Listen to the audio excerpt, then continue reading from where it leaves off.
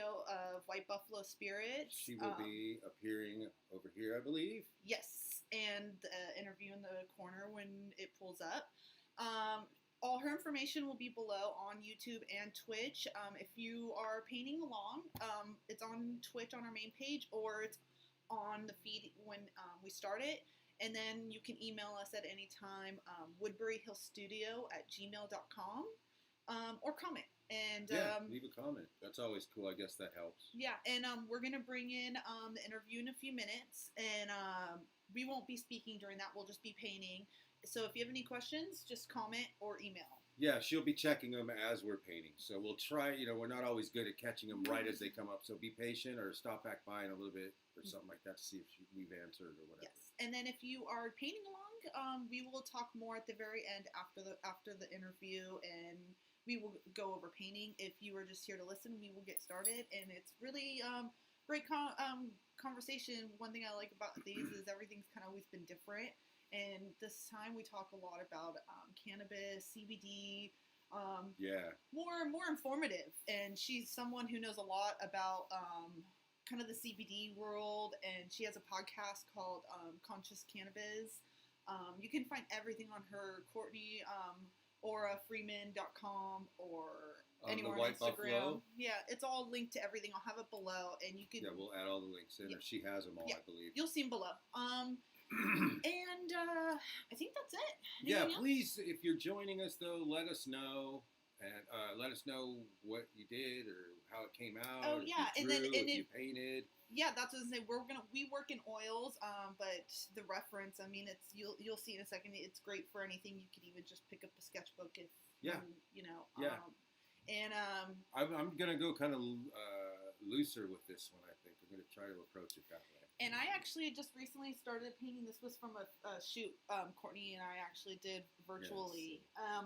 And so I was like, actually, I should take the time to finish it because it's close. Too. Yeah, there's actually gold leaf. Actually has gold leafing in it. It's really cool. Yeah, and I'm working on a crown on her. So I was like, you know what, maybe I'll work on this painting because it's very close. And Dave is going to be working on the image that you guys all will receive. And it's just on gesso paper. Which is actually a really good new trick if you are... Again, Blick, the Pro, what is it? It's the highest grade. It is expensive. It's the highest grade, but it's beautiful. I guess, but it's also puts out, like the tooth on this reminds me of the way Frederick's canvases, like the canvas panels work, and I always like that. I don't know. It almost feels like you're cheating when you're blending on this material. I love it. It's like a shark's skin. Yeah. It's kind of rough and toothy. Yeah, it's amazing. But not deep like a canvas texture or something like that. It's more of like a really mild sandpaper almost, you could say. It's a really good trick for not having, if you want to do a lot of studies and not use big, thick panels like we do all the time. Yeah, we paint a lot on birch panels, so we don't want to blow through a bunch of expensive wood.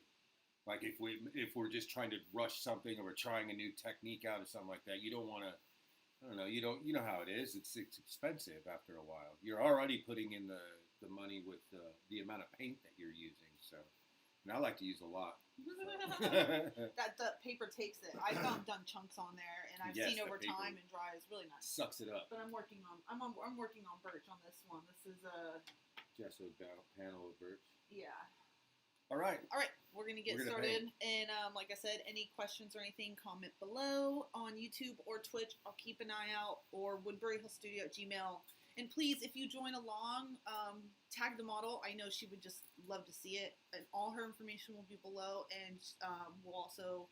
And be sure to check out a lot of, everything that we talk about. When you're listening to it, when she's talking about the different things that she's involved in. There's so many, it's hard to just spit them all out. Yeah. This woman does everything. She's a powerhouse. Yeah, and she's very informative. And if anything, like you hear something that kind of resonates with you, really talk to her. She isn't someone who blows off people. She really cares. She really does want. She's very informative about cannabis. About wellness. About cannabis and it's all of its beneficial aspects. She doesn't, whatever about what you think, but like she's all about positivity and wellness and health. Well, and she's also great at starting businesses. So even if you're Yeah. someone who's not cannabis related, this is just something she's educated. Yeah, that she's more focused on now in her life. But if you are also someone you'll hear. We'll talk about it. But yes, awesome. This is Courtney Aura Freeman, and we're gonna start right now. Okay. All right. Hello. Hi. Today we are joined with Courtney Aura Freeman, correct? Right. My middle name is Aura. It is on your body. Okay, see, I thought so. We were talking about it back and forth, like, right before this happened. She was even saying when somebody on a podcast, like, tried to self-correct and didn't know if it was right or not, still. It's funny, because the word aura, I think it's kind of, like, it's kind of ubiquitous. But, yeah, my parents thought that when I was born, I had a bright aura around me, and so they incorporated that into my name. That's sweet. That's super cool. That's so sweet. I love that. Well, you really do, and on top of that, you also have a very powerful energy, and you're the CEO of White Buffalo Spirits. You host your own podcast, Conscious Cannabis. You're business consultant, and most of all, I really think a lot. I noticed what you event producer, but what you seem passionate about is a lot of time educating people and speaking with people, and from what I notice now in the cannabis, I know you also did a lot of other things, and but before we get into that, I don't want to go too much into your business yet. I kind of wanted to get to know little baby Courtney. So where were you born and raised? I was born in Los Angeles at Cedars-Sinai Hospital. My mom loved it. She had 5 children, but she says that Cedars was the most amazing wing for women who have children. Like, she just never experienced anything like it. So for your moms out there. Did she end up having most of her children there then? No, it was just me. Oh, so she had a good range to know which one was the best or not. Yeah, there were 2 before me and 2 after. So she's got a good hold on it. Yeah. But Cedars-Sinai was the best. And we had some nice formidable years. Work once a month. So I feel that I grew up in Atlanta and New York, and I moved to New York full time in '99. And lived there for over 10 years before returning back to my roots in LA. So I'm definitely, even beyond having grown up there, I've lived there longer than 5 years. I love New York. I've only been once for a short time, but I just had a ball. I thought it was awesome. And I've been there twice. I take that back, but I see it as only once because they're so different. I went to upstate and to like New York City, like the middle of they are different. Art show in Williamsburg. Cool. Yeah, I have to tell you that if you want to go back, I just saw a TikTok post that said there's something like 30,000 vacant apartments in New York because there's been a mass migration out of the cities right now. Yeah. And when I lived there, my sister lived in Williamsburg, one of my sisters, and that was like just beginning to be kind of an artist district because the artists started moving out of Manhattan.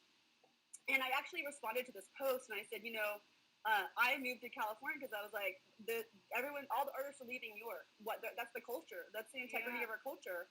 And when I lived there, I lived in West End, Chelsea, which is the artist district. It's historically the artist district, and it was super cool. But now there's not even any kids in Manhattan really. Like most everybody lives outside in outer boroughs. Williamsburg has become kind of like a tourist place, whereas before it was like car alarms going off in the middle of the night. Like, it's just a little taste. I kind of remember for some reason a strong Jewish community there as well. Hasidic, I think, right? The Jewish people with the big hats. Hasidic. Yeah, there's Hasidic people. There's also an Italian community. Yeah. If you go up into like Queens, there's still a pretty big Greek community. There's little pockets, but yeah. In Williamsburg, it was, I think probably, it's like, definitely gentrification happened in Chelsea while I was there. I mean, that was kind of crazy, but Williamsburg for sure has been hit with gentrification hard. Wow. Yeah, no. And even Harlem. Yeah. Yeah. That's what I just recently been hearing, too, about Harlem. There's a big real estate company that did an ad, and it was, like, mind-blowing. They put this white dude on the stairs of a brownstone, and they're like, welcome to the new Harlem. And like everybody was just like, what are they doing? Who is behind this ad campaign? And it was like it was like how many hands had to approve this mess back too? It was like circa 1950, and this is a very big real estate company. You see them everywhere. It's incredible. Like it was such a faux pas. I can't even begin. But yeah, so they're trying to take over Harlem too. But we're reclaiming, I guess, all the cities now. Oh my gosh. I heard also too that there was a lot of like on Fifth Avenue and stuff, like all those stores are gone in Manhattan, like everything because of the recent, like all the stuff, protests. It was already happening anyway. When I lived there in the early like 2000s, I moved there in '99, so like by 2001, 2002, things had really shifted. And it used to be that if you go on Soho, you would go and you'd walk around different, artist galleries, and you'd be able to buy art there, and there was like really cool shops.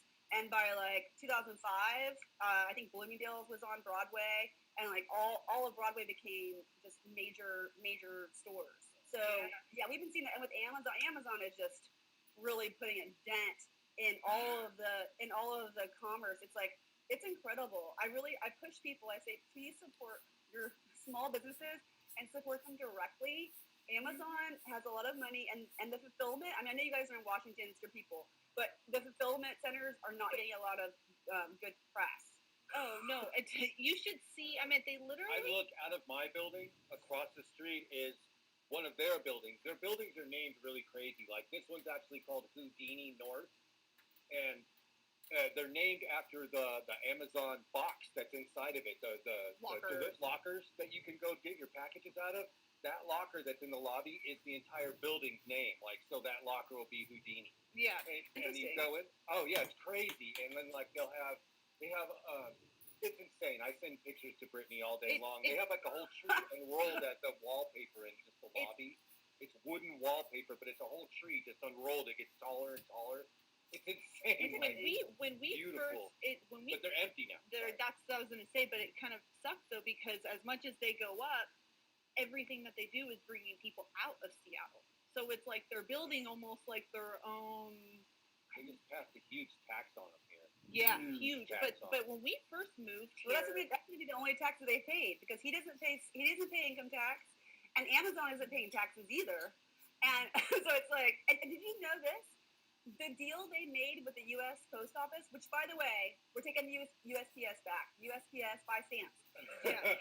His whole family. My whole family, my stepmother was the president of their union, the Postal Union in Southern California. Yeah. My dad, my stepmother, and my stepsister. Yeah. The deal they made, we actually lose money on as a country. So that means that we're all paying for Amazon Prime. All of us. But we all don't get access, though, yeah, right? And everything, and everything's an add-on on top of it, anyways. Well, it's so big now, though. I remember years ago asking people, like, wait a minute, like, how do you stop this? I mean, the guy's he's worth more money than our. That's what I was getting at when we first moved. Like when we first moved here, when we decided to move here in 2014. No, before that, when we came up and visited up here. Him and I would go every night, and this was just a visit. We would go at this beautiful, tiny little cafe in the heart of downtown Seattle. Tiny building, beautiful, right? And when we got here, or they were getting ready, when we actually our last night there was one of its last nights being kept up there. He said, when you come back, this will be an Amazon building. This will be an Amazon building. When we got back, it's crazy, everything. And then like you watch buildings go down and come up like every day. It's like every day. They're still building and they're all empty. Yeah. Everybody's at home working remotely now. Dave had to go into Seattle a lot for that. And all he saw was only Amazon buildings being built the whole pandemic. Did you see that the top 5 wealthiest people / men in the world have increased their wealth by $180 billion over the course of this lockdown? Oh yeah. And Jeff Bezos was one of those. So I'm sure he accounts for a lot of it. There's actually a congressional investigation into Facebook and Amazon right now, I believe. Oh, no, wow. I could imagine, man. It's so antitrust. It's all corrupt, everything. Well, this pandemic, it seemed like it kind of benefited Bezos in a way. You know what I mean? Everybody was it was locked down basically at home ordering things. Well, and they also got Yeah, exactly.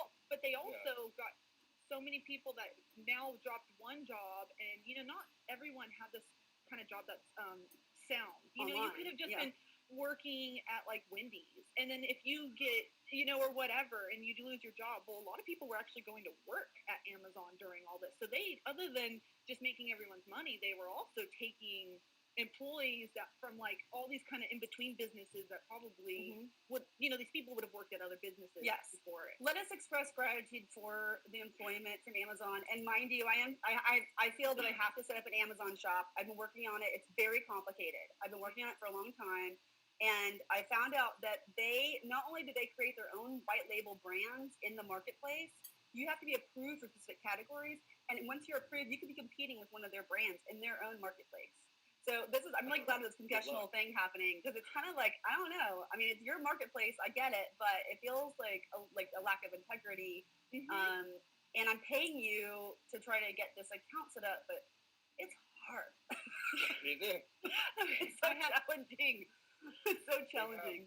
They have the brightest of the bright that are like working against you too. And they were totally price gouging during this, because I was during the pandemic, I got really lucky because I do a lot of like dab mats for your bongs and stuff. Oh, and yeah. Really popular. I've been selling really well because they're in a good range for most people, and more people at home smoking or whatever. It's just boom, right? Accessories are good. Cannabis is essential. Exactly. And so when my normal product, one of my things is I use all the time, but it's like $3 tubes, few ounces, right? When she bought it at the store. When I buy it at the store, pre-COVID. And then all of a sudden, I had a bunch, and then in the middle of COVID, and this wasn't even at the spike. This was like things have kind of mellowed out a little bit.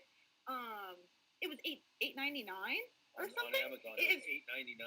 From $2.50, I think we got it for, but I mean that was on sale, so it was like probably $3.50. No. So $2.50 is my normal price at my Hobby Lobby store for it. And I remember when she ordered it, she was like, "It's $8.99." Oh my god! That's a big price jump, and I could tell you, like, that's happening also with food and everything. And one of the issues that I've seen with COVID is that the Native Americans on the reservation. It's typically life on the reservation is someone impoverished, and they receive food stamps, and the food stamps don't increase to accommodate the increased cost of food. So now, in addition to like having some of the highest rates of COVID and health issues, they've also been having to pay for a larger basket of goods, and I see it at the register. I mean, I don't eat a lot. I don't buy that much in the store, but I see that the costs have gone up substantially. When I was just telling Dave yesterday, or I think it was this morning, whenever. Okay, so if you go to the body soap section and hand soap section, right, the entire shelf is in one price range, and it was about $7 for a bottle of body soap this big, which usually that was like the Doves and like more of like whatever, right? Now everything was that same price market between 50 to 99 cents, and I was just like, I had to double check because I was like, am I hired? Like, I was like, what's going on? Right. When you look at the cost of living, about what you were saying with the food stamps or whatever, and how when the cost of living and all this kind of stuff rises, like I remember looking into that. This was probably 6-7 years ago now. I mean, I honestly haven't looked into that, but actually looked up or Googled what the cost of living increase was per year at the time, and it was like a 4% increase per year or something. And I was blown away because I was just telling guys at work, I was like, when was the last time you got a 4% increase in pay, Right. And they were like, I don't know. And I was like, so then you got to look at it like every year that goes by that you haven't gotten a raise, you're getting less, 4% every year. Yeah. Okay, so can I tell you that when I moved to New York in 99, I had already I knew people that had graduated from college in Georgia, and they coming from a good school and getting a good job, you were, going to make around $40,000. And let me tell you that in New York, in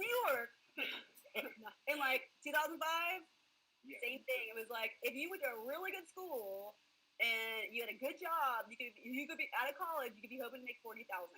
you can't live on Manhattan on 40,000. Not No. really. And in fact, like nobody, like all, like my girlfriend moved to San Francisco 5 years ago, and she called me up and she goes, "I'm online dating," and she's like, "This is the one question that they all ask me: How many roommates do you have? Not do you have a roommate? 'Cause they How know. many roommates do you have? Because everybody's been living like shacked up, like 5 people." And I tried to find places in LA, like north of LA, and they tell you in the listings that there's a house, and then you call, and it's one of the rooms in a 3-bedroom house, and that you'll be sharing with, a community. It's incredible. It's really incredible. But that's changing, right? Because there's been a massive activation from the cities. I heard that in Michigan or Chicago, there's been a wait list for U-Hauls that go one way for a couple months now. Because people we're trying to get out. And then in LA, I'm looking at places right now, and I'm seeing the prices come down. And I think I've seen also in the listings that they're updating them because they're not moving. Yeah. Because it's good for me though. That means I'm going to be able to get something more affordable. Exactly. Well, I work in Make that's the industry I work in. So yeah, we had. I think there was a company-wide release about the fact that the rent prices are drastically dropping now because of this thing. I mean, one of our buildings has four apartments at the top that are $19,000 a piece a month, and one lady rents out 2 of them. Oh, okay. And it's I crazy don't know about now. If he does. crazy Good for her. people I know, right? it's crazy the amounts of people, some of these people are in such tiny places paying like Incredibly tiny. and place. that's all. A lot of Amazon too. They're so tiny. People are living like almost like how a lot of that Japanese style, like basically a slide in bed, Yeah. 545. There's actually co-living communities in LA now. There's 2 that I know of. You pay like $700 a month, and I think you basically get it's like a bump. You get a bed, but you don't get your own room. I don't think. Yeah. And their pitching is like it's like nice. It's nice accommodations. They have like a chef there and community dining. So if you like community living and you want to be on the beach, it's cool. But like it's also pretty expensive to not have your own space, I think. But because you're that's, going to have to preference. make up for having space somewhere. So you're probably going to end up spending money or other, ways with your time. If you're a grown up with stuff, yeah. Yeah, exactly. I was just thinking I'm about all that. looking around in their house like, What's the benefit of that? Other than if like you like to just bounce all of a sudden, you just take off and go somewhere. Right? Yeah. Let's I mean, go through I lived in a community. There was like 6 or 7 people in Topanga, and it was like a 2-part house. It was like the owners of the house lived in this other part, and then there were rooms downstairs and room upstairs, and there was also a studio on the far side of the house. So there was enough room, there was plenty of room for everybody, and we would see each other in the kitchen, and not everybody was around all the time. One guy was a musician, he traveled, but I had my own room, and it was beautiful scenery. There was a hot tub, it was good. This is good community living. yeah, that sounds really fun. We love like the tiny house. Like that's kind of one of our big goals. Is that's what actually started this podcast. Is we wanted to take this actually on the road and meet people, places, and things, and have a little tiny house where we just paint and meet. You've people. seen the van build outs, right? Yes, I know. Those are so much fun to watch. Yeah, Tom Green is actually doing one. Yeah. Who is? Tom Green. Oh, really? Yeah, he's gonna take he's been shacked up for 3 months now. He just bought a van, and it's about mid-September he's gonna just take off, and he's not gonna talk to anybody. He's just gonna be him and his little puppy he just adopted. Well, listen, it's the time to do it. I mean, especially while we're kind of in this nice, warmer weather right now. Mm-hmm. My friends got a camper, a trailer camper, and they went on a big excursion in Utah, Nevada, Colorado. And the part of the impetus was that we can't travel for business on planes now because it's super complicated. Like my sister doesn't even want me to come visit. She's terrified of me coming through the airport. So, this is a thing. So they're able to do kind of sales calls. They go to farms and talk to farmers about genetics and things. So they're able to continue on with managing the business. And there's no trade shows either. You know, we have our online event, so we're creating an online conference. It's an opportunity to come together, but there's nothing in person. So having the camper and being able to go out and do things is somewhat valuable, I think, even beyond just like the hermiting or the soul searching or the traveling. Yeah. There's another benefit to it. I think a big cathartic thing. That's actually kind of an interesting topic to bring up, because you run a really with other ladies too that are amazing women. But I'd like to talk about House of Jane for a minute, because you just talked about that. During all this time, I mean, you just talked about with cannabis. I feel like a lot of people make their money, their connections, their networking during conventions or these events. Like it was, I don't know if that's how you did too, but that seemed huge for us, at least in the art cannabis world. And you guys really, right off the bat, and made it really quick and really accessible. Yeah. Started this virtual gathering for women. Can you talk about it a little bit for people? Real quick. Oh, yeah. To interject. I wanted to say the whole time she's been involved with the House of Jane and everything, she has been raving, and I just wanted to double down and let you know that she's been raving about how awesome it functions, like just how great the platform works, just how like boom boom, and she said it from the get go, like you guys were on it and made it rock. And there's something really hard to make it still feel event like. That's a very hard task, and I'll let you talk about that a little bit. But it does. It feels like still you have an event, and like maybe I don't talk it. You know, you can't go up and talk to people, but you don't really at the event. A lot of people watch and hear. So yes, go on. Talk about House of Jane. Sure. So I'll put a little context and history into this too. Yes. Kira Reed is the founder of Women Empowered in Cannabis. It started as a closed Facebook group, and she's now grown it to over 12,000 members outside of the Facebook group. Mm-hmm. And then there's also a few different verticals. So in addition to women who are looking to create opportunities for themselves in this fastest growing industry of our day, there's also the supply chain, and there's a CBD vertical. So it's becoming like even more granular within there. But she and I started working together to produce events with Women Empowered in Cannabis. And then we did an event called Lady Jane Society in Hillmar, California, which is it's basically the agricultural heart of America. And that's when I came across Britt's work, and I was so blown away by the quality of your painting, your talent. And so I reached out to her and I was like, look, love to incorporate you into some event sometime and support your work. And so that's how we came to know each other. And then fortunately we had when we started the House of Jane in December of last year during MJ BizCon. For anyone who doesn't know, it's basically the world's largest cannabis convention, and there's a lot of big budgets. It's really a big focus for many cannabis companies to get exposure.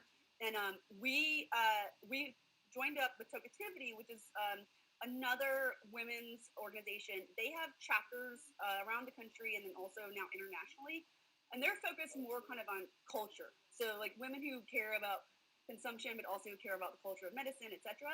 And they create events for people to come together. So it's kind of like women in business meet women in culture, and I think that it creates a nice kind of new approach. The House of Jane is business focused, so we are again like creating opportunities. Also, this is really great. Props to Kira. She created what's called Women Empowered in Cannabis Careers, so that not only are women finding opportunities for business, but potentially we're connecting women with jobs and also connecting women with opportunities to meet people who are running companies or who can be mentors, etc. Well, overall, I think it's. Oh, sorry, I didn't mean to. Go on.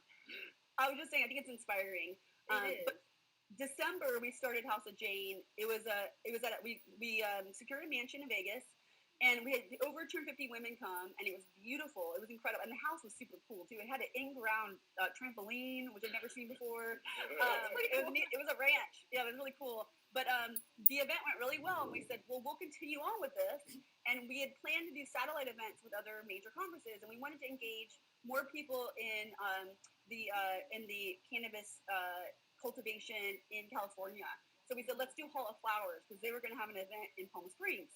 And then COVID hit, and that's when we just went online.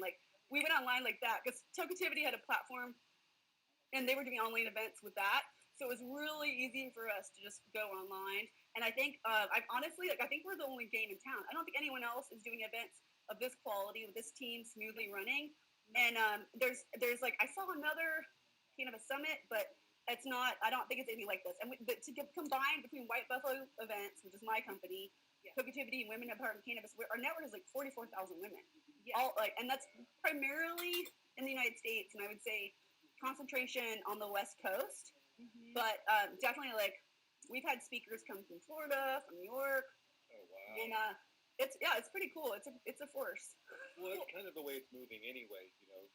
Florida and New York is starting to open up a little bit more now too, as far as cannabis. Well, what's an amazing thing is it's kind of allowed women to realize, like, it's not a competitive market here, and that's one thing I do love about cannabis is I started in a wobbly era where it was medical, or kind of a weird era, but very from the beginning, or like started in a little bit more of the darker era. Yeah. Than that. Yeah.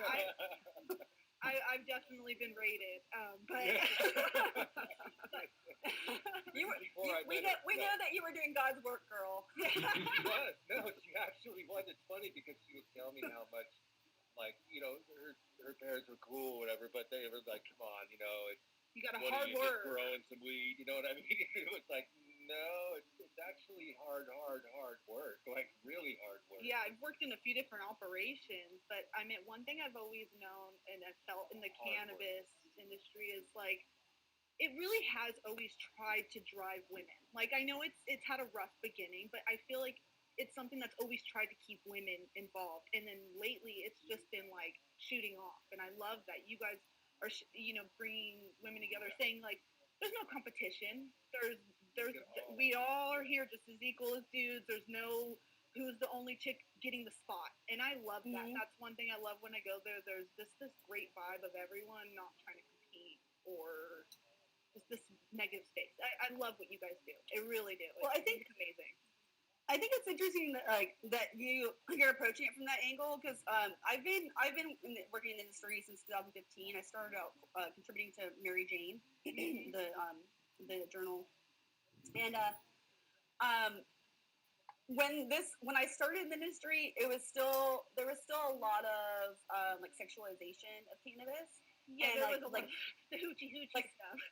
Yeah, like Big Mike had in Big Mike's Instagram. Big Mike is a very wealthy man. He's made millions of dollars a year off of nutrients. It's incredible. It's an ancillary business. But his Instagram was literally girls bent over with bud on their butts. Mm-hmm. Very, very. I mean, it was like, what? Yeah, is that even sexy? I was like, what? It was so weird. I think it's bizarre, but now he's got like a blazer. Now he's like got to stand correct. Well, and it's funny. I even told Dave, I showed him, because I kind of followed this guy just to keep an eye and watch some stuff. And we're watching you, Big Mike. Yeah, and I showed him. I was like, oh, look who all of a sudden is trying to show cute, respectable women. Like, all of a sudden I saw a shift, and it was still, he was all of a sudden trying to be like, oh, look at these empowered girls wearing nice, and then like tried to like, he still does the sexualization, but I just saw all of a sudden, and it was just, yeah, it's just funny to watch when you're scared of losing money.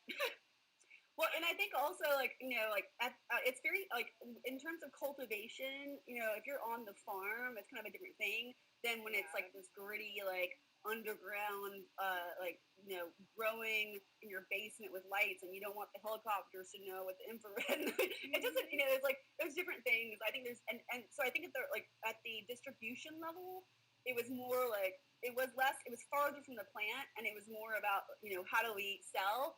And I think that they were, it was an element of like, how do we connect with dudes? And now things have evolved a little bit where women have money too, and we have access to credit, which started in the 80s, late 80s.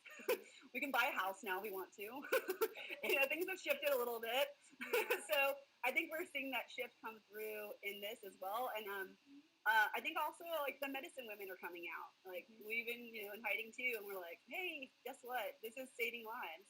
Well, yeah, and women making products for women. I mean, not that people can't cross, sex to make products for each other, but there's certain products for so long that we're not at all involved with women's decisions being made. And It had everything to do with women everything using have the to do with product. women using Right? products, and men have nothing to do with it. And that's a lot of what you guys are doing too. Or you were bringing these CBD products and different kind of health and wellness for women too.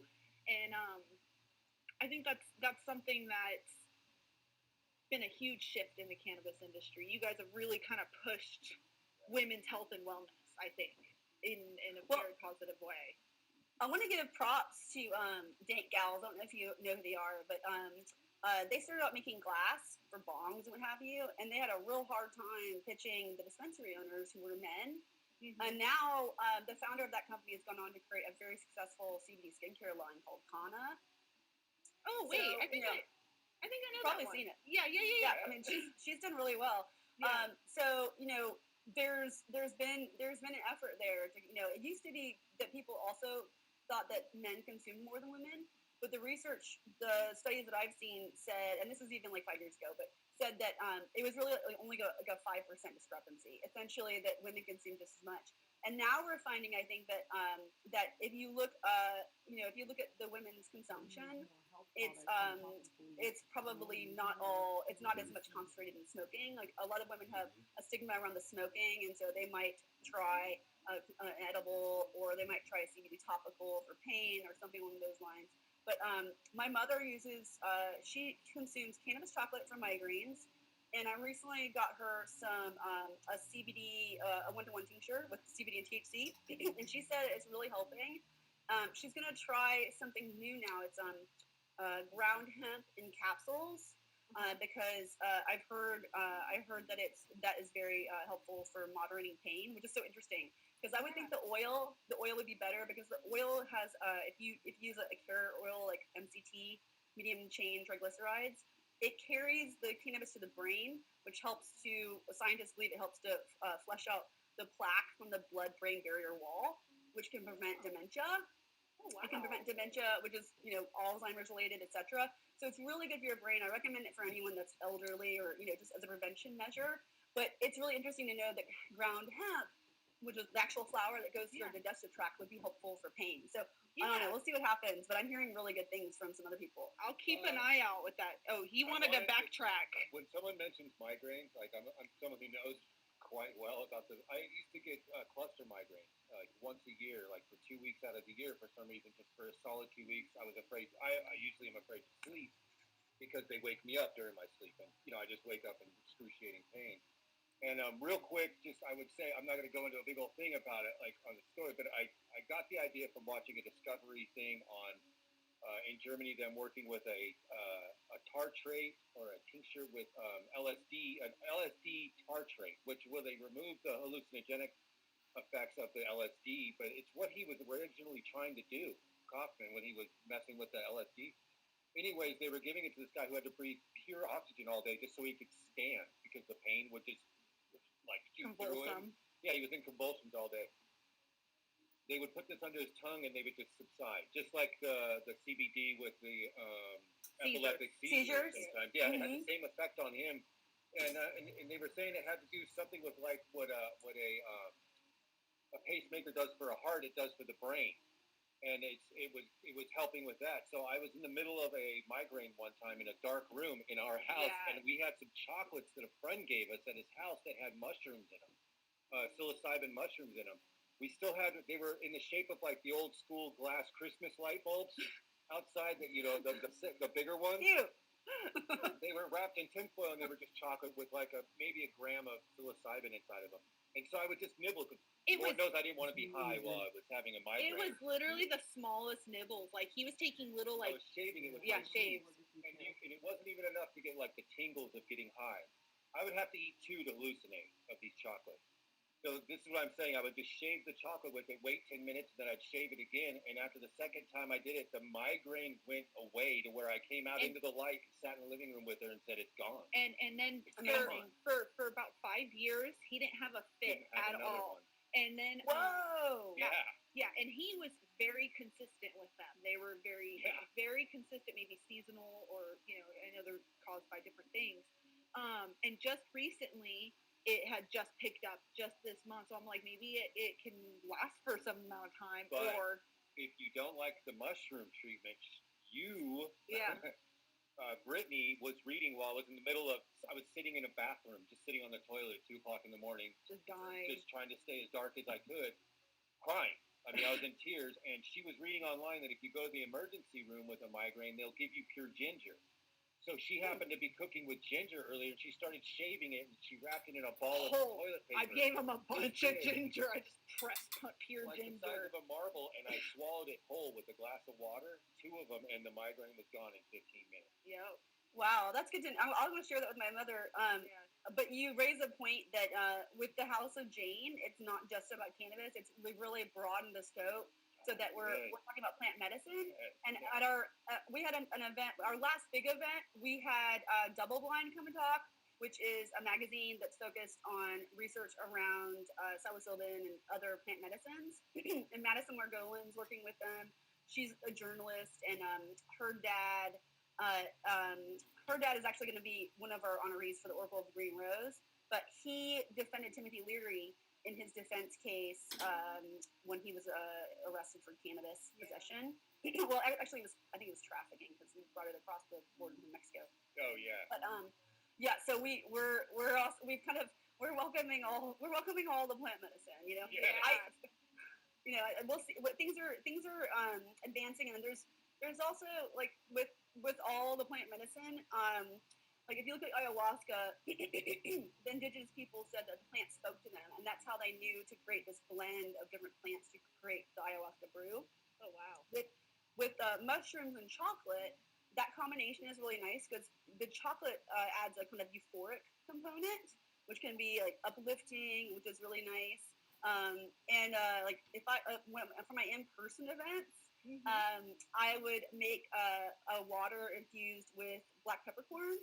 Because beta caryophyllene is also a mood booster, so it's like a fun educational thing to like learn about the terpenes, but you also get like a little mood boost and spark. So cool. Crazy. We kind of started talking down a road of something, and I did want to bring up because I know you had an incident with your mother, and she I hope you don't mind me bringing up, she went through cancer, and I'm sure you don't mind, but Dave actually went through a very similar story when I was reading what you wrote about your mother, and that she didn't really want to try it at first, and trying to get her to learn about this as you were educating yourself. Did I send you the article? Here, Mom, smoke this. It's good for you. No, I looked it up. I found it. Yeah, and I really liked it because I'm very happy your mom survived it and was able to come full circle through it. She is such a survivor. Yeah. Dave lost his dad to cancer, and it was tell her about how cannabis actually helped during that. Oh yeah, my dad didn't. He was an alcoholic for a while, but he had been 30 years sober from alcohol, and he wouldn't touch a cigarette or smoke anything. And so he was very averse to any kind of drug, especially cannabis, and at the time to him. And he also worked for the post office, so they have this even more kind of, federal. Yeah. You can't send advertisements through the federal mail. No. Right. So he was working at the post office at the Ontario Airport. They called it OAS, the Ontario Airport Postal. That's where he worked. He was a guy out there at the post office part of the airport, and he'd been over to pick up a box, and his back broke. And they were like, why did his back break? He's bending over, And then when they looked into it, he had multiple myeloma, which was a bone cancer. And so his bones were just so deteriorated, they just crumbled. And anyways, while they were giving him the chemo, they had given him fentanyl, or the patch. Mm-hmm. The first they gave him the Oxycontin, the opiates, and then they gave him the fentanyl patch. And then my dad had never done a drug that powerful in his life, And so fentanyl is a whole other thing. That is like 10 times like it's crazy. Like they've created fentanyl where you put just the tiniest little bit of powder, it touches your skin, and it's lethal. Yeah, aren't they? It's synthetic. I've heard they've been mixing it in like party drugs. Yeah, like it's been mixed in party drugs. Everybody stay away from fentanyl. I know. Stay away from it. My father called me up one day, and he left a message on my cell phone apologizing for overdosing on heroin. This is what he's telling me. Oh, And yeah. I was like, what's going on with Dad? So I called my stepbrother, who's the oldest of, there's like 6 of us, step and kids, and I said, what's going on with Dad? You need to get over there. And he's calling me, leaving me weird messages. Like, my dad would never leave me a message. My dad never called me, let alone left a message about overdosing on heroin, Oh, So I'm like, hey, go over and see what's up with Pop. And so long story, after all this, we figured out he had taken a patch, forgotten about it, then taken an OxyContin, thinking he had to. And so we got him off all that and talked his doctor into letting him try the cannabis pills. And about a week later, I think, we had him for Thanksgiving. And he was totally lucid. He had an appetite. I mean, he enjoyed himself. He wasn't in crazy pain. And it was because of those cannabis pills that we actually got to talk to him normal. Like, because on the fentanyl and the oxys, he was just out. Like, and I know it's also the opioids are also constipating, which is very uncomfortable. Yeah. And there's so much I could say about that.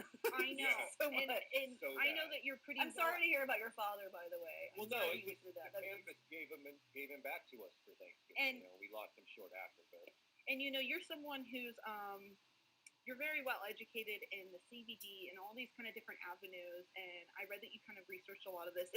I wanted to know if maybe there was a way you could explain to people, or maybe a direction you could send them into if they're having a hard time convincing someone to at least look into it. Because, that always made my heart break, hearing that his dad was on fentanyl when he could have maybe just had something a little bit more normalizing himself through this time. This topic, by the way, is something that's affecting people in epidemic numbers.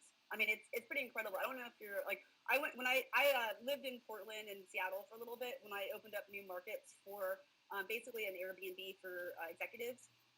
And I went to the Target and people were in Portland and people were in the bathroom at Target shooting up. And I was like, this is so odd because this isn't something I've experienced in other locations, but it's become more of a thing where the opioids have really taken over. And if you were consuming heroin is it comes from a natural source and it's not as addicting. And one of the issues with overdoses with opioids is that people they get off it, but then they come back and they think they have the same tolerance level, and they don't. And so that's why they overdose. But when you get into the synthetic opioids, they're much more addictive, and it's much easier to overdose. Yeah. So now it's like the cost of, at one point, the cost of OxyContin on the street was like $100 a pill. So you get hooked on that from your doctor. The doctor kicks you off because now you've exceeded what they will allow you to have, and they don't want you to get addicted, right? But now it's too late. So what do? You go on the street to get heroin, and then now you're getting street drugs and you're addicted, and it becomes like a whole other thing. So cannabis is very helpful for overcoming addiction. People are learning about that now. It's worth noting that the facilities that treat addiction have their own agenda for money making, and the pharmaceutical companies, not only do they prescribe you these synthetic opioids, they then have a whole other thing that they prescribe you for the symptoms. So if you're feeling constipated because you've been taking the synthetic opioids, now you can take this other thing. So now you're on like 7 different prescription pills. And that's something that I've heard a lot from people coming into the cannabis industry and finding healing and then pursuing this as a career, is that they were on like 7, 10 pharmaceuticals, and then they replaced them all. Now they're on one. So with cannabis, I think there's a number of health benefits. And just to touch on cancer, we have cancer on both sides of my family. It's been prevalent. Both my parents, for sure. Like I've lost 2. Just look at me funny, like you're gonna be prone. Let's test you for what you. Like, I'll be fine. Don't worry. Listen, I consume cannabis. Everything's cool.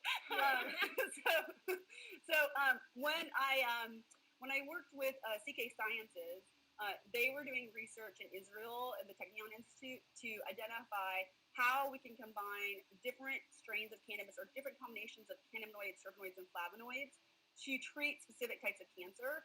And with cancer, there's different mutations, so it makes it even harder to kind of treat because you don't really know. We just don't have enough research yet to know what it is. And then there's this whole other level of IP, so intellectual property. If people have spent, all this money researching this, do they want to just give it away? The United States federal government does not really support anything that's not patented. You can't patent nature. So, like, we have drugs that are coming, they're FDA approved, partially synthetic, that allows them to have some technology around it. You can patent the research. The U.S. government has a patent on basically it says that cannabis is beneficial for reducing inflammation, potentially warding off dementia, things of that nature. So even the United States federal government does have patents on the research for cannabis. But essentially, one of the things that I think is really key is that people don't know that cannabis they can take cannabis without side effects. They don't know they can take it without their friends and family looking down on them. That's kind of something I've been trying to convince my mom of. I'm like, you don't have to be high. Like, she imagines when, like, I'm not ever, like, high or, like, messed up or anything, but what she imagines, this old school view of being high on weed, Yeah, she doesn't identify with, like, the smoking culture, right? No. But, like, or historically the smoking culture. But we do live in a new era now, and one of the things is that I'll share with you just from a medical standpoint, suppositories can be very effective for things like pancreatic cancer, and they don't get you as high because it doesn't go through the digestive tract. So that's something that people can pursue. Also, now if you get quality CBD products, full spectrum, meaning that you have an oil base with different terpenoids, not just an isolated compound. You want to go for something full spectrum.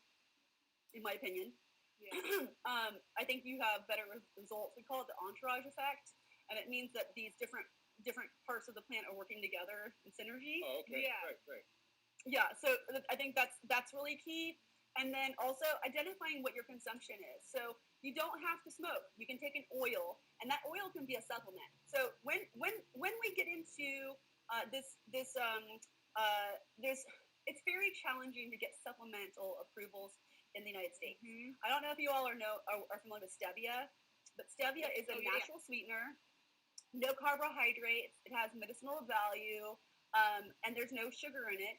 But it was a very long time before we could get on the market because the sugar trade they're robust, just like the meat and dairy industry. That's a formidable force. But we got stevia on the market. It's a dietary supplement now. I use it for my coffee. It's safe for diabetics. There's so many reasons why we want that, but we can't yet consider CBD or cannabis to be a supplement, and that'll be a game changer when it happens, because that's going to really change perspectives for a lot of people when they're like, oh, I can buy it here, and it's considered to be safe and approved, or people are looking at things differently. But the research is there. The research is there for sure. It's just a matter of being open to it. I spoke at a City of Commerce event where they were considering legalization for their community, for the municipality, and I was actually invited to come and speak about medicinal topics. When I was there and I was talking, this guy at the back of the room came up, and he didn't come up. He just yelled in the back of the room, and he goes, "What you said about cannabis is a treatment for cancer, that's not true. I looked into it." I mean, there's if you just go to NIH, there's all this research there. I'm just sharing. I'm just sharing what's already out there. I mean, and then so just getting to that point. When CK Science was doing this research, I'm sure they still are. I was able to see firsthand some of the results. And they were doing lab experiments with rats, and the rats had tumors. The tumors were reducing substantially when they were consuming. They were given cannabis. So the research is there, and in fact, with the Oracle of the Green Rose, which is our Oracle card project, we're honoring pioneers who brought safe access to cannabis medicine, and we're educating about different strains and the terpenoids that are contained in those profiles. We have an homage to the major arcana of Tarot, and there's 22 major arcana. So one of those is the devil, and one of those is death. And the devil can be like stress. It can be temptation. It can be like really good sex. The death can be like something leaving, ending. It can also be like ushering in a new beginning. It can be transformation as you transition from life to death. So they have different kind of contextual meanings. But with the devil, I'm working on that card right now, and we're highlighting Harry Anslinger's work because he was really a big force. He was a known racist, and he was a big proponent of prohibition. And then the death card. For the death card, we're gonna do cell apoptosis, which is what happens when cannabis kills cancer cells. Oh wow! They call it apoptosis, the death of cancer cells. There we go. That's I love So, that. yeah, Really so cool. highlighting That's really cool. highlighting this aspect of cannabis. So yeah, there's so many different benefits emotionally. Even so, here's another thing. Just some more facts.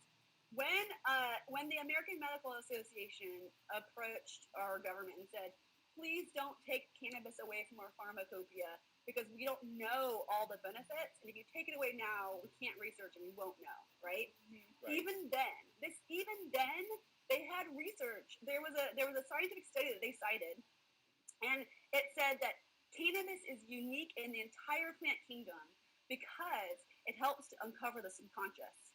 So I've had a big breakthrough about this. So I'm going to just like slim it down to like something really succinct. But essentially, people who've been exposed to repeated trauma, whether they signed up for it with the military or they're victims of child trafficking or whatever the case may be, if you've had repeated trauma, the way that the brain manages that, it creates compartments. And so what happens is that you are now I'm able to come and talk to you all and be like, oh, everything's cool. But then if I'm subjected to the trauma again, I can go into that other compartment and I can just keep that trauma in that space. So I can go out in the world and live my life to some extent. That's the way that this works. So what's interesting about cannabis is that it allows somebody to shine a light in that dark room and then talk about it and treat it with therapy. And so there's this healing that happens in that aspect. Now, I think at this point we know that ayahuasca, we know that psilocybin, we know that LSD, we know that what's it called? What's K? Ketamine. Oh, ketamine. Yeah. These are all. We're all finding that these substances also can help with addressing anxiety or trauma. Oh, absolutely. There's multiple ways that you can treat these things. But I mean, with at the ayahuasca, time, naturally, I mean, your brain produces it, right? I mean, DMT. the DMT, yeah. yeah. I've read that if you breathe in deeply and hold the air in your lungs, that you can stimulate the release of natural DMT. So I usually do that in conjunction with meditation. I don't know if it's true. Yeah, I read it in a book. I don't know if it's true. Hey, but if it helps while you're doing it, right? Dimethyltryptamine. Tryptamine, I think, yeah. I've never consumed DMT. I'm very curious. I know. My understanding is that it's an agent to support you in transitioning realms. So people who consume it frequently say that they see beings that are not human.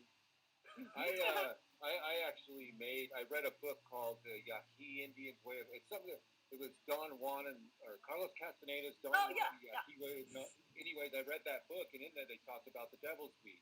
And they tell you how to prepare it and everything, but they don't tell you the dosage. After a 36-hour trip and being admitted to Ward B, it opens up pathways, but that's one of those kind of things that, it allows you to kind of open up and see in there. But Joe Rogan talks about a lot about how ayahuasca and all those different things are allowing people.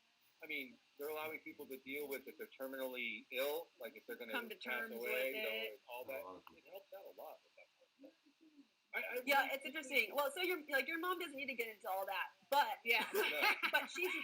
No. But it's good for her to know. It's good for her to know that doctors are recommending cannabis as a solution for multiple issues, including pain, including anxiety, including cancer. And I can tell all you, sorts she of has inflammation is because she has a lot of other colitis and a lot of other issues, but a lot of it roots in inflammation. And I was trying to express to her, like, that's a lot of what cannabis is very, very Yeah, known for. Studied, they've studied a lot of the inflammation problems. It's dramatically helpful. And CBD specifically, because the way it targets receptors or engages with receptors is known to reduce inflammation. I will send you a bottle of Peace Massage Primer. It's intended to relieve tension. And you can use it on your shoulders, and it brings heat to the muscles, so you can massage and work out kind of any kind of knots you have. But it's also extremely beneficial for just reducing inflammation. My friend went to Mexico, and her friend got a bite, some sort of bug bite, and they put it on, and it went down immediately. I know someone whose child has a skin issue. It's like the only thing that's worked for them. There's lots of uses for it. And inflammation, like especially I think for women, women as we go into menopause get very hot. We get hot flashes. I created this facial toner, but it's also really wonderful for misting if you do have hot flashes. But also like retaining water. I think a lot of women have issues with inflammation in the ankles if they're pregnant. So CBD is something that you can consume, and it engages with your endocannabinoid system, your nervous system. When I have my period, I've eliminated. I don't like to use anything really at all. I don't like to use Advil for anything. I try really hard to like wait myself out on anything like that. With my periods, that's been the full spectrum. The CBDs have been like the lifesaver for. Also for bloating, like you were saying, like because I get super bloated, and it's you can put it on topically on your stomach. Yeah, well, I'll send you a bottle too. You can put it on your abdomen. Okay, there's actually one more. I gotta tell you, there's a company called Herba Buena, which translates to the good herb. Herba Buena is based out of California, and they also have biodynamic cultivation. Like they do all these things, and they have really great tinctures. And tinctures, we've been using tinctures for thousands of years. It's an alcohol-based medicine where you can extract from the plant. And now, with the cannabis industry, full moon, currently you cannot buy it in the regulated market. It's there's just not. I think there's not enough draw for it because they don't have me talking about it all the time. But the full moon tincture is amazing. I've given it to a few people, a few women, and it's like for me, like with menstruation, like I call it my lady time. Sometimes I'll feel like fatigued, and I'm just very tired. And I can take a few drops of, not a few drops. I can take a half a dropper of the Herba Buena Full Moon, and like in 10 minutes, I'll be up doing stuff. I'll be doing I'm handling biz, and I'm like, oh yeah, I was like, I took that tincture. Now everything's changed. I gave it to someone else. My best friend, I gave her some, and she was like, she would just sit on the couch like, I gave her some, and same thing. She's like, Courtney, this really works. I tell everyone it's magic because there's like with biodynamic cultivation, and especially with this company, there's a little bit of magic in there. The good magic. Oil painting. Good magic. Did you ever show her my palette? Oh no, he paints on a Ouija board. My original palette, the Ouija board. Yeah. For fun, he wants the magic to come through. It's an old school. That's a port. That's a portal. You have to be careful with that. I like how you're using it for art. This is cool. It's almost like you're creating a space for artists to come through. Yeah. It's funny though because I originally brought it to my mentor. I was like, check out my Ouija board or my palette I made, dude, because he was like, you got to make your own palette and everything, and he's like, you need to get yourself a piece of wood this big, blah blah. So I did it. I brought it to him. I'm like, check it out. And he turns it over and he takes this.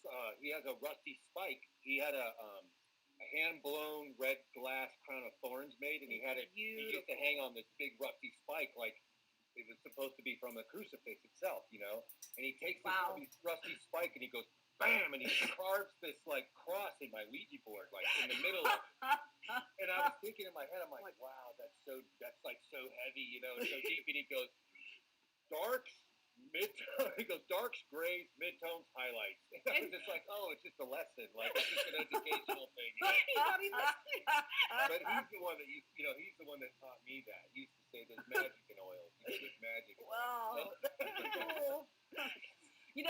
There's also, I think, there's an interesting history behind pigments. If you get into that, there's I was. Oh, yeah, actually I have a necklace. Please hold. was gonna wear this, but I was in the midst of putting it on and I dropped it. This is my lapis lazuli I was gonna wear on my neck. Oh, that's Stuff beautiful. is magical. They used to be able to mine that where I grew up. I grew up by Mount Baldy, and we could Wow, in neat. Rancho Cucamonga, California. I grew up there, and if you go hiking up in the waterfalls there, they say you could find lapis lazuli up there. And was I need to "What?" go. Yeah. Cleopatra used to grind it up and use it as eyeshadow. Ooh, oh my gosh, that must have been fierce. Didn't she also invent lipstick for a reason too? I learned that on a TV show called Eros I don't know. America. Yes, they say that she enjoyed and was a specialist in oral sex, and that she created lipstick to resemble her Her lady vagine. parts. Really, it was on a TV show Oh. called Eros America. They told facts about sex all night long. Well, I do know that rouge for the cheeks historically was used to make you look flushed, because when women have sex, they get flushed. Yeah. Well, not even necessarily before the orgasm, even. Flushed. I'm Or like, talking you like get I know. excited. Get excited. Britt's getting a little flushed right now. So it's like it's supposed to mimic the rouge. But this is kind of weird. I was reading tarot, and I was looking at this card, and it's the lover's card, by the way. And I for whatever reason, sometimes with the tarot, the images are just they're just inspiration for you to receive information. So I'm looking, and for whatever reason, I was really tuned into the purple garment of the angel, and I was looking at it, and then I just did some internet search about the purple garment and the robe, whatever, and I learned that the pigment that is used to create that purple, it came from, I think, a snail, and they would boil the shells to get the pigment. But it was extremely, you have to gather them. It's very expensive, which is why royalty is associated with that purple color. Mm-hmm. And then it's even more interesting beyond that. So there's a young man who was doing research. He was trying to create. He was trying to create something else and identified that he could create a synthetic version. And he went on to make a lot of money from the pigments, but more so because they discovered that that this substance helps to treat malaria. Oh, wow. And malaria, and this is kind of amusing too, but malaria, I don't know if you remember that whole thing with Trump, with the quinine, what's it called? It's called chloroquine or something. Right. So that is something that has been used for a very long time to treat malaria, and it's kind of an ancestor of what I'm talking about, this other substance. Quinachrome. What? I think the name of the snail, the ground up, it might be quinachrome is the name of the color you're talking about that they used to make from it. The purple, it's like quinachrome. I think that's Because when you're saying quinine, that makes sense. it's all just, yeah. Go on, I'm sorry, it just hit me. Well, it was just interesting that I tuned into that in the midst of this global pandemic, and just learning about viruses because I have to, because I can't really depend on my leadership to educate me on this. Right? No, It you'll was have really lights all really year long. interesting. Yeah. So it's so interesting, but yeah. So the pigments cobalt. I love the color cobalt. That pigment also for paint is very expensive to produce. So the cobalt is more expensive to purchase. We use it on our palette. We use it. It's it's one of our expensive The most ones. expensive, one of the most on our palette. And That and alizarin crimson pure permanent. but then they also there's so many paints that aren't even out there that are collectible now, because there's which one was made with yak bone. Indian yellow. Indian yellow was originally made. It's a very stainy yellow, and they made it with yak bone. They actually made it something to do with yak bone, and they've had to change if you look at the old numbers on the paints, certain painters, my mentor used to collect old tubes of paint. We have old lead ones It because of changes. that. Because they're not allowed to use real yak bones anymore to make this Indian yellow. Or they actually have a tube. They have a color with that they call bone black, because when you burn bones at 900 degrees, they turn black, and they use that black in the pigment of the paint for black. So yeah. You can also burn cork. I've seen women use. It's like an old school trick, but you burn cork and you can use it for eyeliner, like Oh, wow. literally like the cork tree. Yeah, then you can use like a charcoal. Like you can use a charcoal pastille, for example. You can use cork. If we ever have a wine bottle and we don't have any like charcoal or pencils or anything, we can get down and dirty with some cork. On the purple note with the magic and royalty, I found that out in a weird way because I got backstage at a Tool concert and I was having them all sign a dollar bill. I used to get people to sign dollar bills for me, and I wanted them to sign it. And I remembered hearing that the drummer would not sign an autograph unless it was in purple ink, because of the magic that's involved, like all the different magical qualities He of purple ink. only will sign his So he only signature. signed his signature, and I have the dollar bill where he signed his signature in purple ink because of that. Interesting. So yeah, and he said it was associated with royalty and everything. Oh, okay. This is something else. I think we probably need to wrap this up soon. But Yes. something else that this is another interesting kind of download I just had. But like with magic and sigils, there's a certain way that you write the sigil that creates the space, or calls in whatever the energy is you want to call in. Mm-hmm. And I got this like message about like the beginning, and I'm gonna try to adjust my earpiece without turning it off. Please hold. Okay. There's something about the beginning and the end, and I learned. I like tuned in on one card, and I got a circle with a line through it. And in Greek lettering, that is phi, which is iota with omega, kind of crossed, I believe. Anyway, it is associated with the golden mean, and that brought me into some of the structure behind the Greek language, which is super interesting. I didn't know that they have a whole kind of like coding of learning about how we have energetic exchanges inside the language. Interesting. But it also led me to Hebrew, and Hebrew has a similar thing where when you write the letters by hand, it's a specific. It's like it's not like our cursive, where our cursive is like this is how you write, and then like from that point on, either like now they don't even necessarily teach it in schools, or you just like take it on your own. But with Hebrew, when you write the letters, there's a specific stroke and direction of the stroke that actually is prescribed to that letter. So I thought that was really interesting. I just learned about this week, but it just makes me think about how of like sigils and the way that you write the sigil. And I think even like I imagine there's also like people writing in blood. There's like power in the blood. I wonder if there is something about the color. I know that purple has the highest vibration of any color in the color spectrum. So it's a very high energy. It's like people who wear all purple are usually very strange. Oh God. Or brilliant, Prince. Prince, right? Are really interesting.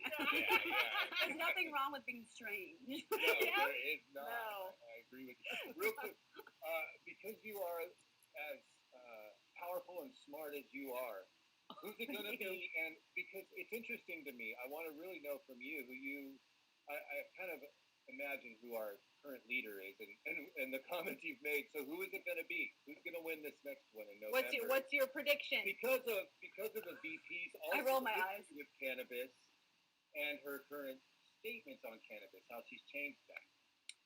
Listen, I am so skeptical. I mean, just there was a little girl who did a report. She did a research project, and she found that all of the presidents are related. Except for one, and that one was related. It's like goes back to like King John, and he was related to King John's mother. I believe is how it went down. Oh wow! The one guy was like related to the mother. So I've also done I've dabbled in looking at history of our presidents, because when I studied political science at Columbia, I got like really when I learned about Skull and Bones at Yale, and at the time John Kerry was running, and I went to a John Kerry rally. I mean, I was like, yes, John Kerry. And then when I found out about Skull and Bones and that he like dated one of the Bush's sisters, I was like, wait a minute. They're all family. These are all the same people pretending to be on different sides of the aisle. And like, bingo.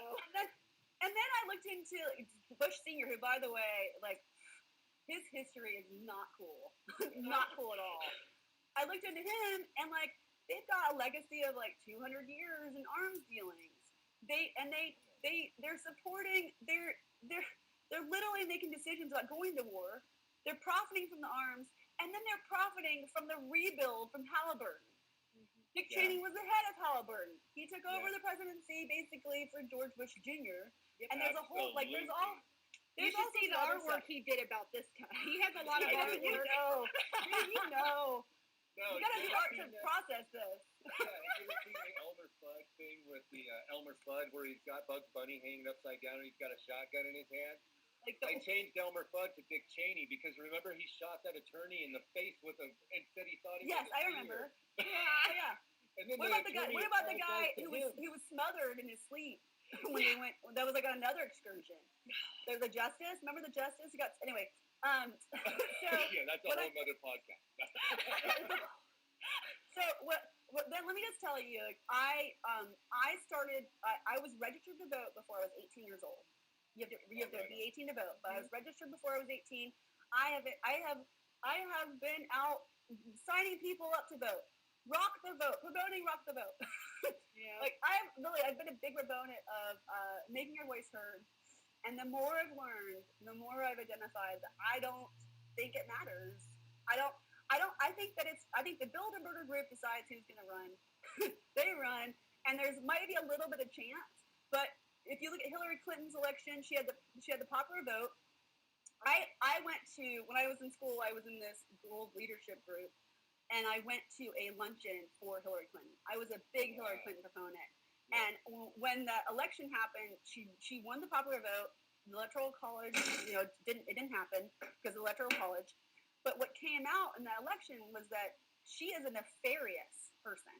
Mm-hmm. I mean, I'm not going to slander anybody, but I've read some things, and I've read some testimonies, and I've done some research of my own, and I don't feel good about it at all. And I was really behind the idea of a woman in office and setting the precedent for women in leadership. Yeah. And then I was like, just a woman. Just get us a woman in office. No matter what needs to happen, get the woman in office. Yeah. And then I was like, wait a minute, not her. Not her. No. So it was, it's like careful what you wish for, right? Mm-hmm. Yeah. So even with her, like I was like, they got I was so bought and sold. They had the Clinton Foundation in Harlem. They were like, they got a family operation. They're doing a nonprofit. And then it's like, well, the nonprofit is just a tax shelters. And then the people that you think are doing good things are using the nonprofit to do bad things. It's a turtle shell game or whatever it's called. It's just really difficult. So this is my perspective. Just to I'll get a little weird. With this whole QAnon phenomenon, the belief is that Trump is connected to QAnon, which is a military-based operation and potentially leveraging artificial intelligence, which is, we have supercomputers in our government. This is not far-fetched. Yeah. But apparently they're working with Trump. So they're looking to help end some child trafficking rings and things like that. So some people are saying that Trump is not as bad as we think. I saw a case that was presented to me by an attorney that was an allegation of sexual abuse for minors that incorporated Epstein and Trump. So there's that. We also know that there's some questions about about his integrity. He's also apparently been using the PPP loans to support his friends, and they decide who gets the loans. There's like a Jared Kushner, and like the hotels are getting money from his campaign trail. It's like there's a whole other thing. I have questions about Biden. I looked at Obama's history, and I can tell you, there's definitely some things there.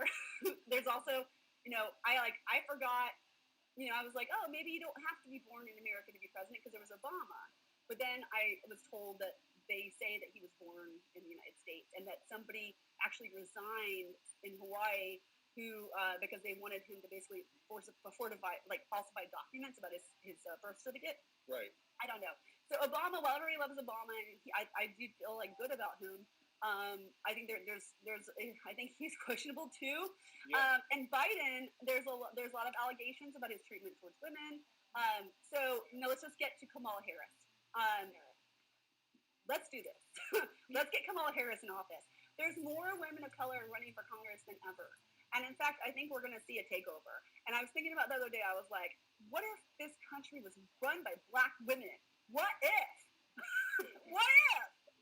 I mean, it was incredible to think about. And I thought, like, on so many of the issues, wouldn't it be wonderful? So I'm going to say this, careful what you wish for. But if we can get Kamala Harris in there, I would feel really good about it. I like what she has to say. I think she's already been participating in government and been a good citizen. I think it could be good. So, and then otherwise, I do think it's important to vote in your local elections. Be a part of your local community. I think that is very effective. That's what I tell not that I don't think that voting in the like where everyone's mind goes to and they think voting, that is definitely a positive and what you need to do. But I feel like if you really want to see change, you can do change in your city. Then your city can do change. There's this participation, and the more you let your city just do things with not the average people poking their eyeballs in, they get away with stuff. Then they pass stuff to the state, and blah, blah, blah, so and so on. So the more you can beat up the ass of your own city and see what they're doing and participate and that's where the change is. That's the only thing at least we can affect. At least you can at least see something. You can at least people say to look at the administration too. They say if maybe the president is like a different kind of office, but like if you look at the administration, that they have a lot of influence of who they're going to bring on. And then one more thing I would say is like for me personally, with what's been happening with the Black Lives Matter demonstrations and what's been happening with our own leadership, the White Buffalo prophecy says that there will come a time when White Buffalo woman will return, and she'll bring healing to the planet and unity to the people through the incarnation of the Rainbow Warriors. And as part of the prophecy, it says that there will come a time when our leadership will be based on merit. And I was like, yes! Wouldn't that be leadership based on merit. And I looked around and I was like, I feel like historically, like in the 60s or what have you, there would have been like a voice that would rise up from the crowd. And it would be like people would start listening to this person. And like, now, my friend said that she thinks the MSNBC is fantastic, giving a voice to the right people. I'm also just looking around. I'm looking around and I'm saying, who is this new leadership based on merit? And I've reached out to people and I said, I think that you're the new leadership. If I can do something to support you, you let me know. And that's something we can all do. If there's leaders that are within our own community, we can say, hey, do you want to run for office? Is there some other way I can help you that we can build a better future for our community or the community at large? And that's something like it doesn't require a lot of effort. Yeah, necessarily. I mean, it could be a lot of effort. Yeah. But it could be a lot less. But I know we've been going for a minute, and I don't want to hold you too long. Do you mind before we leave, we can do a couple would you rathers for fun to kind of close it up fun? Okay. I'll do a couple. Okay. I'll stay here all day with you if I didn't have like a million things. I know. I'll just do a couple. Let's see. Ooh, this one's fun. Would you rather be a reverse centaur or a reverse mermaid? Centaur? Reverse. Okay, so like a centaur, usually your legs would be a bull and your body would be humanoid. No, like right? The torso up is humanoid, and the leg, like you'd have 4 legs and sort of a torso of a yes, bull. And then a reverse mermaid would be you have fish body and human legs. So I will say, first of all, I am a mermaid. I will let you know that. Also, it's an interesting question because my company, White Buffalo, inspired by the legend of White Buffalo woman, is all about the the rare birth of a white bison, which is essentially the male version would be a bull. So I spent a lot of time focused on bulls and like the sacred aspect of the cow. Like throughout history, like especially like I'm actually here with you from the heartland of America, and in Turlock, and the bull is a part of the ecosystem for the farmer, the bull or the cow, and when they get the manure, it's very nutrient rich to cultivate. So as part of a closed loop biodynamic ecosystem, the horse eats the fruit from the tree and then creates the manure that goes back into the soil. So there's Oh, this yeah. beautiful system. But essentially, like, yeah, Edible and everything. yeah. This is like something that like, we may not know about because like a lot of people don't live on farms and factory farms are, you know, kind of Right, taken yeah. over. But in the world of the family farm, this is something to note. So there's something very in India, like they don't eat cows; it's sacred. So historically, there's been this like, you know, thing around around the bovine, I'll say, and so I would say to you that I would be the reverse centaur. Nice. Good choice. Okay. Good choice. Okay. Here, let's see. Wait, there was that one I like a lot. All right. Oh, here we go. Would you rather be able to breathe underwater or to fly? That's a really challenging one, isn't it? Yeah. So I've definitely considered taking flight lessons because I love the idea of being able to fly my own plane. But then I was like, you know what? I'm cool with having a glass of champagne. Someone else can fly. There you go. Also, like, there's all sorts of restrictions on cannabis consumption with flying. So it's like, That's true. you know, I don't know. Anyway, so I think, and being a mermaid, I would go towards the breathing underwater. I'm like Cancerian Pisces rising. So in my astrological chart, I have a lot of water, and I like to be close to water. I like to take a lot of baths. So I think that the breathing underwater could be fantastic. That's awesome. Yep, it fits right in with you. And then this one's always the deep one, but it's the last one. Would you rather know when you're going to die or how you're going to die? When? Yeah, when or how? When? Like I'm a planner, so the Okay. when is very helpful. The how is not helpful at all. No, it's pure anxiety, right? Nothing helpful about that. No. Nothing more terrifying than that, right? Especially if it's a violent one. And then you just feel miserable if it's boring, too. You're like, oh, great. I'm just going to go out with like a... Well, what if you... Exactly. What about you guys? What do you say to that? I would rather... Dave agrees with me. Yeah, I'm on board with that, too, because I'm already filled with enough anxiety. I don't need to be thinking. Like, I'd rather just know when it's going to happen and just, like, let it be. Yeah. I noticed that you were, your mother was Cherokee, right? We have Cherokee ancestry, so just to be clear, Yeah. my mother's side, the Hornbuckles come from Birmingham, Alabama. What a great name. Yeah. I love that. It's something. I've only met one Hornbuckle who wasn't a part of her family, but my mother just the other day, she sent her one of her extended family members sent her. It was a register, and it incorporates Hornbuckles who had married Native women, and it was back then it was frowned upon, but it happened. And in fact, the Cherokee women were historically known to be quite beautiful. Specifically, I'm just telling you what I heard. I don't want to say it. I'll let everybody else say it. I heard. But the town I grew up in, Marietta, Georgia, is a little town on the north side of Georgia, and it historically was Cherokee country. So I feel like there's like something in that for me. But growing up, my mother told me about the Trail of Tears, and I learned about just how the Native American culture, they use the whole animal. They express gratitude for the animals that give their lives for them, and for the plants, and for nature. And I always just really enjoyed that. And just as I've been kind of embarking on my plant medicine journey, I got a book, it's the Cherokee medicine, plant medicine book. So I've been learning more about the culture in that aspect too.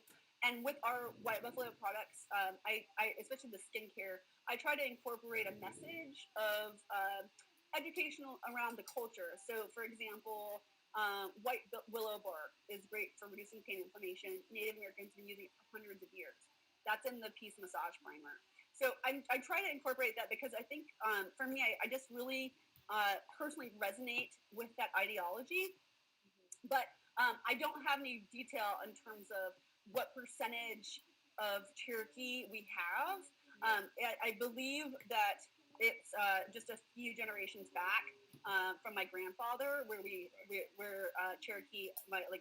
My great grandfather married a Cherokee woman, right? Yeah. So I don't have all the details, but that's my mother. We have Cherokee ancestry on my mother's side, and in the 70s, when my parents created the White Buffalo Rolling Papers, this was shortly after Wounded Knee, Right. and so with Wounded Knee, it was basically the federal government came in, and up to that point, Native American children were taken from their families, they were put in boarding schools. They cut their hair to sever their ties to their culture. Yeah. They took their names away. They took their language away. And this was like right up to the 70s. And Wounded Knee was really when they started to like rise up and they're like, we're not doing this anymore. Yeah. And so my parents, so at the time, in the consciousness, historically tobacco had come from Native American culture. They would grow tobacco. And so with the papers, it made sense. But my mother came up with a name, and she felt like that would be she was deciding between White Buffalo and pyramids. She was like also learning about the pyramids, like the pyramids of Giza, the significance of the pyramid. But they went with White Buffalo, so that comes from our heritage, and also just at the time it was significant in terms of Native American culture because things are really shifting. Today there's still free Leonard Peltier. Leonard Peltier was a victim of the Battle at Wounded Knee, and he was incarcerated. He's still there. And when Trump pardoned Scooter Libby, the traitor, I was outraged. Yeah. I couldn't believe it. You just pardoned a traitor of the United States, and here this man has been in prison for so long. Which brings me to the Last Prisoner Project. You know, there's a lot of people that are behind bars because of cannabis, and we're going to free them, and we're going to turn our back on the private prison incarceration system. We're moving forward, and we're going to support women who are indigenous who have been victims of sex trafficking, and men too. Yeah. I think that there's just still a lot happening today that it's coming to light, and we're fleshing it out. Yeah, and a lot more just regular people are doing it too, which is good. Well, that's part of this benefit of, the internet, it's been around for a while, but I really feel just recently it's made its full circle in the world. Everyone's starting to really talk like how we are right now. We are not in the same state right now. We are having a long-form conversation, and, like, those change people's minds, little interactions with people. And I think that's really that conscious, the collective conscious is really just going off. And it's pretty cool. It's really neat. It's a weird. Dave, were you going to ask me something about that? Were you going to ask me something about the Cherokee? Oh no. Yeah. I went off on a tirade. No, I thought that was great. I had a roommate before that I always thought it was really cool. His story was, I used to tell everybody that my roommate was half whiskey runner and half Cherokee Indian. And everybody would be like, what do you mean by that? And the way he explained it to me was that his grandfather used to run whiskeys during the Prohibition times, or great-grandfather, and got thrown in jail. And in the jail that he got thrown in at the time, the Cherokee women would come in and feed the prisoners. And that's how he met his wife. He fell in love with her through the bars at the time. And I was so in love with that story. I used to be like, where was this? I'm telling everybody. What is that? What location? I'm not sure where his grandparents were from or whatever, but this is when I lived in Ontario. I grew up I had a roommate named Jim Wingate in Ontario, California, and he was a big old guy, and so I used to ask. Shout out to Jim. Yeah, he's real cool. He's good in band. But yeah, I thought that was really cool. And one of the only female I ever met in the drilling industry, water well drilling industry, which is a tough place that actually worked on the drill rigs with me, and was a Navajo woman. And the first time she ever came out, they have these things called full tongs. And they have to actually counter, a lot of times they'll run them up from a rope over a pulley and then counterbalance the weight of the tool with like something heavy on the other end. But a lot of guys, if they're big enough, they'll just grab them and throw them on the thing themselves. Use their own weight, yeah. Yeah, the first time I ever met her, I just said, that's your tool for the day. You got to figure out how you're going to use that. And so she picked it up, and at the end of the day, she said, "My tits is what I use," and she bounced on it and fought with the chain. I would just walk over and just gently put the chain on and attach it all day long. And I'd go, "Here we go." Now, at the end of the day, I told her about counterweighting it. She was like, "You son of a bitch." But she ended up being like one of his favorite. Oh, she was so great because she would speak Navajo for me, and it was beautiful, and explain to me how her name meant. Like, it had her father and what her father was and all this stuff, and it was just amazing. She was so cool. But yeah. There's some cool native content on TikTok. You want to check that out. I've been watching there's what they call throat singing, and they do this kind of breathing this sound with their throat, and it's called throat singing. That's kind of interesting. We'll check it out. That is cool. Well, I'm really glad I got to meet you. Yes, I'm so glad. Me too. Oh, yes. I wanted to also thank you very much for my painting. I received it. I'm in the midst of relocating, so as soon as that happens, it'll find a very nice space in my new home. Thank you.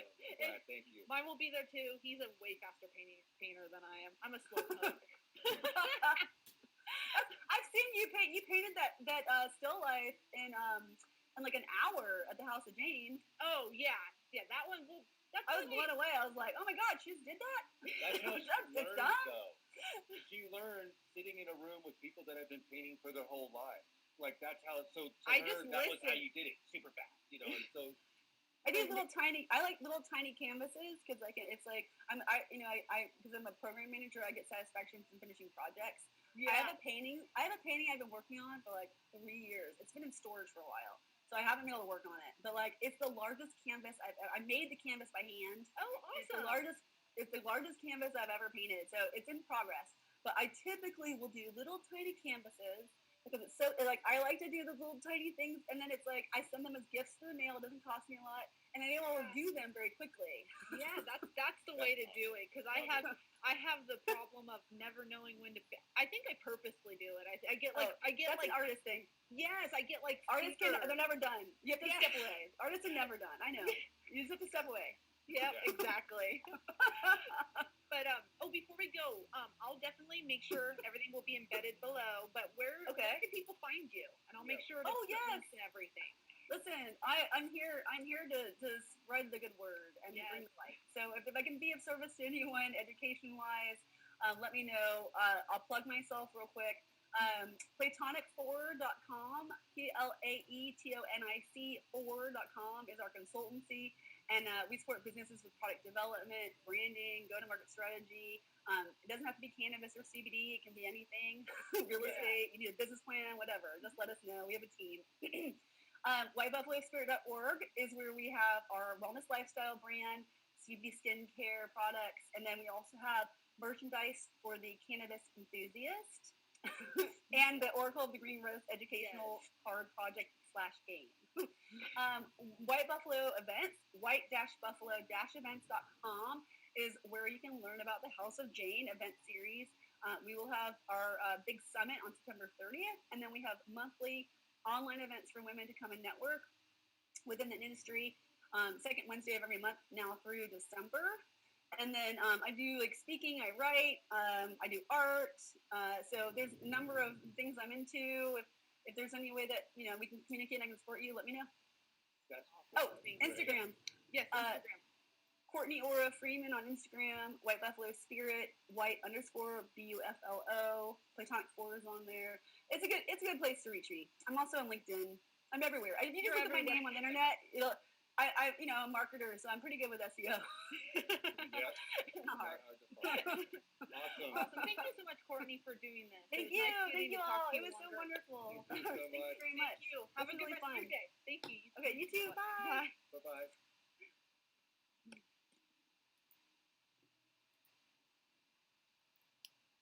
All right, everyone. We're probably going to get some lunch. You can find everything below, either if you're on YouTube or Twitch. If you're not painting along now live and you're joining later, you can email me for the image if you can't find it on the page yet anymore. Or if you have any questions, or if you did join along, make sure to... as far as I got so far.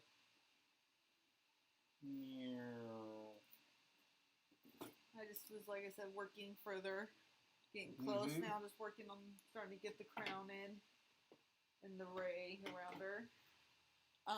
Yeah, thank you again, Courtney, for doing that Yes. for us. Yes, it was awesome, and like I said, if you have anything that we spoke about that made you can contact her for anything on any of those platforms. She's very communicative. Yeah, she's really knowledgeable. And like I said, she's got a team of people that'll help you out if you need anything on Oh, those and platforms. her pants, her yoga pants. If you're looking for yoga pants, they're Brittany really has them. cute. Let me Yeah, show. they Hold on. came out dope. Let her go grab them real quick. But They're, what a product! You know what I mean? When you receive something, a tell lot her of from the times art, you just explain from the art side. oh yeah, when the artwork's printed on the side, but the way they stretch and everything, it doesn't stretch the image all funky and crazy out and everything. It just fits perfect. Like And the quality is is so like beautiful. They're so all the soft. stitching has been staying. And they're like there's nothing dangling off it ever. Like They're super but soft. look how it stretches. The image stretches with the pants, like the yoga pants. It's pretty sick. Yeah. And it doesn't get all warped out, and it's cool. They're beautiful. The quality. They're beautiful. I remember when she put them on, they're like kind of you can tell they're durable. Yeah, they're beautiful. Durban poison. Yep. But yeah, there's and also Beautiful artwork. Show the artwork real quick. Yeah, that's what I was trying to show. It's beautiful. It's like Muka style. They're beautiful. Yeah, the Muka art. It's got kind of that kind of style going. But the stretch is what I'm like. That's a big Yeah. thing with yoga pants and imagery, because you don't want to buy a pair of pants and then like Came out so dope. That's they- great. no matter what, like the image looks cool on you. So her quality is really great, and she's also someone who, it's not just cannabis either. Like Yeah. she, like a lot of stuff can cross over into stuff, and then also we talked about it a little bit, but she does specialize in helping businesses that are Kind of just needing a plan, that are transferring into cannabis that don't know yet, like or Right. don't know a lot about it, but can bring a product to the table, Right. So if you're someone If else, you're someone out there that needs that kind of help, reach out to Courtney, please. yeah. But yes, thank you. We are gonna probably take a break and get some lunch and subscribe. Please subscribe, comment like, below. comment, all that good stuff. Have And a wonderful day too. email woodburyhillstudio@gmail.com for the reference if you were not painting live. See ya.